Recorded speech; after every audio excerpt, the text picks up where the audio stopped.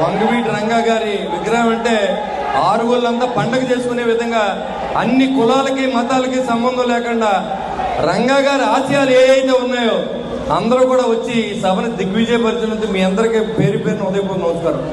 ఆ రోజు ఆయన బలుగు బలహీన వర్గాల కోసం ఎన్నో పోరాటాలు చేసి చిన్న స్థాయి నుంచి ఎదిగి భారతదేశంలోనే ఆయన మరణాన్ని ఎవరో మర్చిపోని విధంగా మరి ఈ ప్రజలు గుర్తించిన విషయం మీకు తెలుసు. ఆయన నాకు ప్రాణ రక్షణ కల్పించండి అని నిరాదీక్షించిన సమయంలో కొంతమంది నాయకులు మరి అతన్ని ప్రభుత్వంతోనే చంపించిన సందర్భం మీ అందరికీ తెలుసు.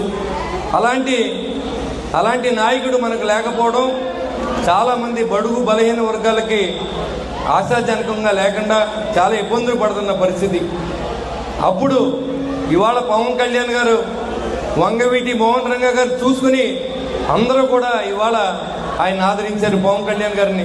ఎందుకంటే ఆ మరో పవన్ కళ్యాణ్ మరో వంగవీటి రంగాగా మరి ఇక్కడ జనం అందరూ కూడా ఆరాధించి మొన్న ఎలక్షన్లో మీ అందరూ గెలవడానికి కానీ మరి అందరూ కూడా మీరందరూ ఓట్లు వేయడానికి కానీ కారణం వంగవీటి మోహన్ రంగా గారు ఆ రోజు చేసిన బీజం.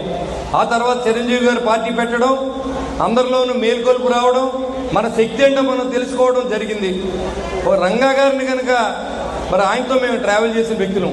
ఆయన చెర్లూరుపేటలో జైల్లో ఉన్నప్పుడు దాదాపుగా విజయవాడ నుంచి 100 బుల్లెట్లతో ఆయన ఎస్కాట్ చేసి తీసుకెళ్ళాం.